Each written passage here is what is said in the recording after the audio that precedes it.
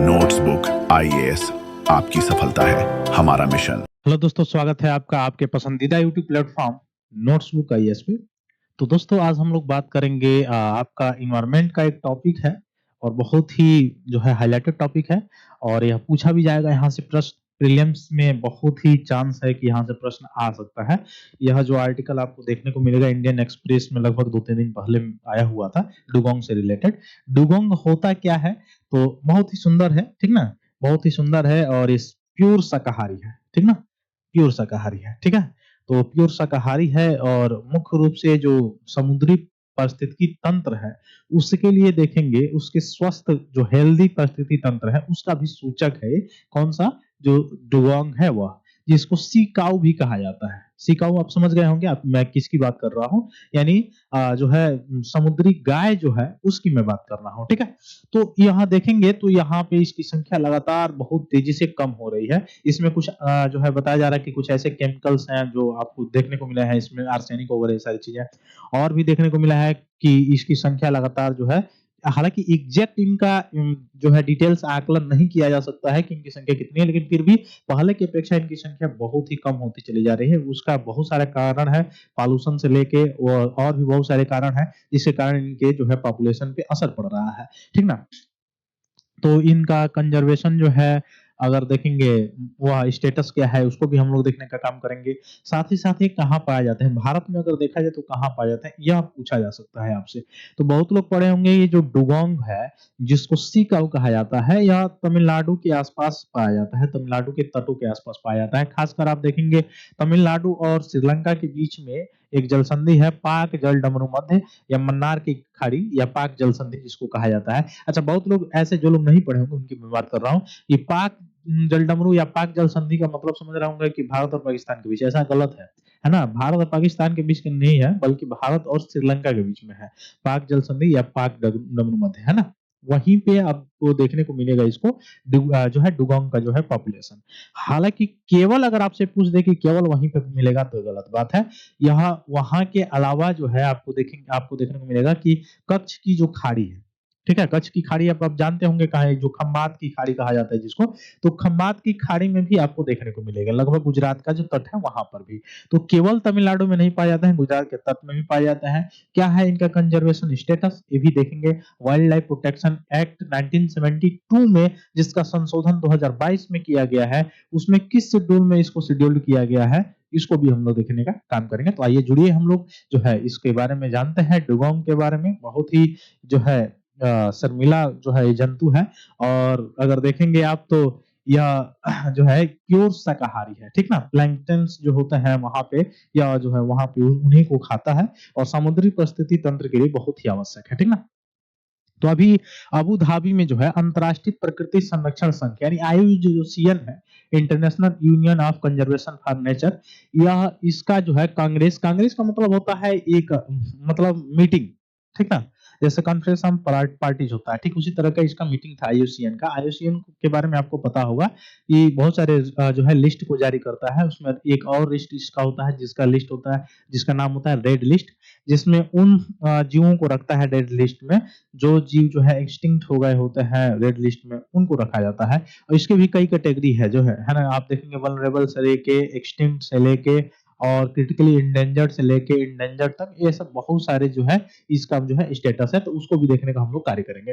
तो Abu Dhabi में हुआ है, अभी आप याद रखिएगा आईयूसीएन का जो है कंजर्वेशन, आईयूसीएन का जो है कांग्रेस जो है वो कहाँ पे हुआ है? अबू धाबी में हुआ है। उसमें बताया गया कि भारत की डुगोंग आबादी के लिए जो बढ़ता खतरा है उसके लिए चेतावनी की बात की गई है, ठीक ना? अब डुगोंग के बारे में थोड़ा सा बताएं। मैं पहले भी बता चुका हूं आपको कि यह शाकाहारी समुद्री स्तनधारी जीव है। तो यहाँ से थोड़ा सा याद रखिएगा।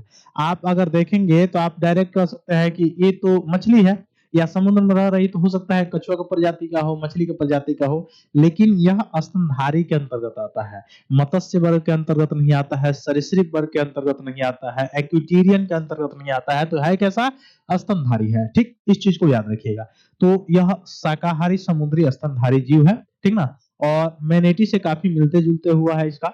इसका शरीर गोल होता है, इसकी पूंछ डॉल्फिन जैसी थोड़ी-सी होती है, आमतौर पर 10 फीट तक लंबा होता है और 420 किलोग्राम इसका जो है वो आप देखेंगे कि वजन होता है इसका। तो साइरेनियन समूह का हिस्सा मैनेटी भी दक्षिण अमेरिका, पश्चिम अफ्रीका और कैरिबियन के तटीय क्षेत्रों में पाया जाता है। उसी से मिलता-जुलता ये जीव है डुगोंग, जिसको सी काऊ कहा जाता है, समुद्री गाय कहा जाता है और ये पाया कहाँ जाता है? तो याद रखिएगा तमिलनाडु के तट पे और वहां पे देखेंगे खंबात की खाड़ी वाला जो क्षेत्र है वहां पे आपको दिखाई देगा, ठीक ना? इसका आहार क्या है? तो मुख्य रूप से जो समुद्री घास है, सी ग्रास जो है उसी को ये खाता है बेचारा, ठीक ना? जैसे कि साइमोडोसिया हो गया, हेलोफिया हो गया, थैलासिया हो गया, हेलोड्यूल हो गया, इस सब को चराई में मुख्य रूप से इसका महत्वपूर्ण जो है भूमिका है सिकाऊ का और यह इसीलिए इसको समुद्र के किसान की भी उपाधि दी गई है, समुद्र का किसान भी इसको कहा जाता है। अब चूंकि वह चराई करता है उनको मतलब किनको जो समुद्री घास होता है उनका तो उनके पत्तियों को इधर-उधर बिखेरता है तो उनकी संख्या और बढ़ती है। उसमें आपको पता भी होगा कार्बन को सिंक करने की जो सबसे ज्यादा क्षमता होती है समुद्र के पास होती है ना? तो ये सारी चीजें हैं। प्रतिदिन 30 से 40 किलोग्राम समुद्री घास खा जाता है। उथले गर्म तटीय आवासों और खाड़ियों, लैगून और 10 मीटर से कम गहरे मुहाने को ये ज्यादा पसंद करते हैं, वहां पे पाया जाता है। भारत में इनका वितरण देखा जाए, मैंने बताया था अभी आपको कि कच्छ की खाड़ी में पाया जाता है, जो खंबात की खाड़ी वाला जो क्षेत्र है, गुजरात वाला जो क्षेत्र है, तो कच्छ की खाड़ी में आपको देखने को मिलेगा। मन्नार की खाड़ी, पाक जो खाड़ी है, मतलब पाक जल संधि जो है, जो आप देखेंगे कि मन्नार की जो खाड़ी वाला जो क्षेत्र है, भारत श्रीलंका का जो बीच में, वहां पे देखने को मिलेगा और अंडमान निकोबार द्वीप समूह में देखने को मिलेगा। तो बहुत इंपॉर्टेंट ये पॉइंट है, फैक्ट्स है, ये थोड़ा सा देख लीजिएगा। कच्छ की खाड़ी, मन्नार की खाड़ी और पाक जलडमरू मध्य और साथ ही साथ कहाँ पे अंडमान एंड निकोबार द्वीप समूह में ये आपको देखने को मिल जाएगा, ठीक है।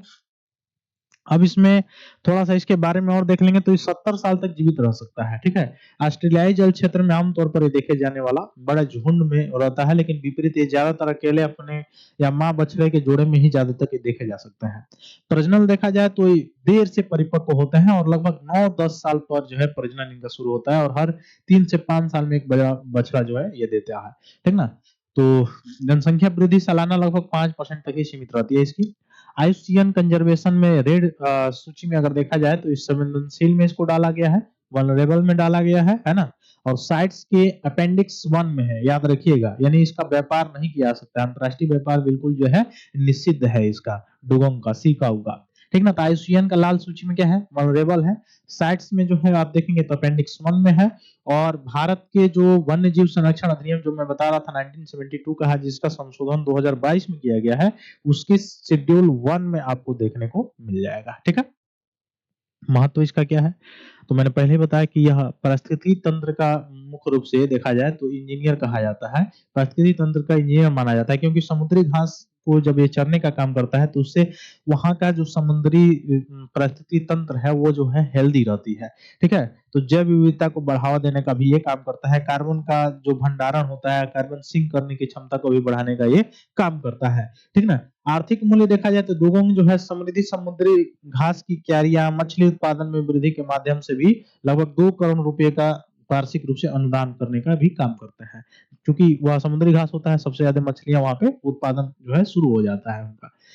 इनकी संख्या क्यों घट रही है? तो 2012 में एक पर्यावरण वन जलवायु परिवर्तन मंत्रालय के द्वारा रिपोर्ट में बताया गया था कि 200 डुगोंग थे, लेकिन वर्तमान में बताया जा रहा है कि 250 से 450 तक, क्योंकि गंदे पानी और अस्पष्ट व्यवहार के कारण सटीक सर्वेक्षण करना इनका मुश्किल हो जाता है, मैंने शुरुआत में ही बताया। तो प्रदूषण में अगर देखा जाए, प्रदूषण के कारण एक तो इनकी संख्या जो है वह घट रही है। जैसे देखा जाए कि डुगोंग में अभी कुछ डुगोंग जो है निकाले गए थे, फंसे हुए थे, तो उनमें आर्सेनिक, कैडमियम, क्रोमियम, पारा, सीसा ये सब तत्व देखने को मिला है। तो ये सबसे बड़ा जो है औद्योगिक जो अपशिष्ट है या कृषि अपवाह है या जो है सिस्टम से तकनीकी रूप से जो है उसका जो है अपवाह नहीं किया जा रहा है और डायरेक्ट उसमें डाला जा रहा है, जिसके कारण इनका खतरा बना हुआ है। धीमा प्रजनन भी है एक जो है मेन कारक, जिसके कारण इनकी संख्या धीरे धीरे कम हो रही है। आवास में देखा जाए तो इनका हैबिटेट का लॉस होना, जैसे अलग अलग जो आप देखेंगे कि अंडमान निकोबार द्वीप समूह में जैसे अभी अब उसका मामला चल ही रहा है, जो गैलेथिया बे करके वहां पे पोर्ट बनाने की बात की जा रही है। तो ये सारी चीजें हैं। समुद्री घास के मैदान के निम्न कारण खराब हो सकता है। एक बंदरगाह निर्माण मैंने पहले बताया, निकर्षण हो सकता है, भूमि का पुनर्ग्रहण हो गया, कृषि सीवेज या औद्योगिक जो प्रदूषण आता है, इसके कारण भी ये सारी चीजें हो सकती हैं। या फिर आप देखेंगे कि आज से लगभग 6-7-8 माह पहले कि वहां पे केरल के तट पे एक जो है टैंकर था, पेट्रोलियम का वह पलट गया था। तो उससे कितने सारा जो है समुद्र के जो जलीय जीव हैं वह उन पे जो है इफ़ेक्ट पड़ा होगा। तो ये भी सारी चीज़ें हैं। और दूसरा और एक और कारण है कि जो जलवायु क्लाइमेट जो चेंज हो रहा है जिसके कारण जो मौसम में परिवर्तन हो रहा है, टेम्परेचर में जो परिवर्तन हो रहा है, इसके कारण भी इसका जो है ये इस पे इफ़ेक्ट पड़ रहा है, ठीक है? सीएमएस में देखा जाए तो प्रजातियों पर कन्वेंशन 1983 और डुगोंग समझौता ज्ञापन 2008 का हस्ताक्षर करता है भारत और 2010 में डुगोंग टास्क फोर्स जो है उसका गठन किया गया था। तो डुगोंग संरक्षण रिजर्व कहाँ पे है? पाक खाड़ी 2022 में किया गया। डुगोंग संरक्षण रिजर्व यहाँ पे है, ठीक ना? तो कहाँ पे? तमिलनाडु में है। समुद्री घास के मैदान और डुगोंग के संरक्षण के लिए लगभग 439 वर्ग किलोमीटर का रिजर्व बनाया गया है, ठीक है?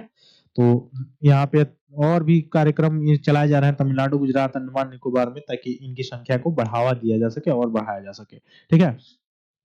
यहाँ पे मछली पकड़ने का नियम भी बनाया गया है, जहाँ पे लोग रहते हैं वहाँ पे।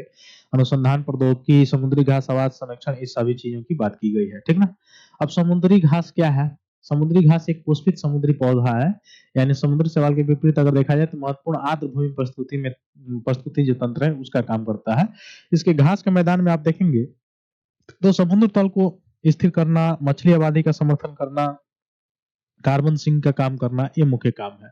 और भारत के सबसे बड़े और विविध समुद्री घास पारिस्थितिकी तंत्र कहाँ-कहाँ पे हैं? एक तो मन्नार की खाड़ी, पाक खाड़ी जो है जिसको कहा जाता है वहाँ पे है और 13 से ज़्यादा प्रजातियाँ हिंद महासागर में जो है आपको दिखाई दे देंगी। तो ये रहा आज का हम लोगों का मुख्य टॉपिक। फिर मिलते हैं हम लोग अपनी अगली क्लास में, तब तक के लिए बहुत-बहुत धन्यवाद दोस्तों। जय हिंद। हेलो दोस्तों, नोट्सबुक आईएएस आपकी सफलता है। हमारा मिशन के तहत लाया है बेहतरीन टेस्ट सीरीज का कलेक्शन जिसमें यूपीएससी और स्टेट पीसीएस के प्रीलिम्स और मेंस के टेस्ट सीरीज उपलब्ध है, वो भी लोएस्ट प्राइस में। तो आप आज ही अपनी सफलता की दिशा में आगे बढ़ने के लिए हमारे टेस्ट सीरीज सेंटर दिल्ली के मुखर्जी नगर और प्रयागराज के सिविल लाइंस के सेंटर पर जाकर टेस्ट सीरीज परचेस कर सकते हैं। आप अगर ऑनलाइन टेस्ट देना चाहते हैं तो आप डिस्क्रिप्शन में दिए गए लिंक द्वारा आप हमारे ऐप को प्ले स्टोर के माध्यम से डाउनलोड कर ऑनलाइन टेस्ट सीरीज परचेस करें और अपनी तैयारी को और मजबूत बनाएं। अन्य जानकारी के लिए आप दिए गए नंबर पर कॉल भी कर सकते हैं।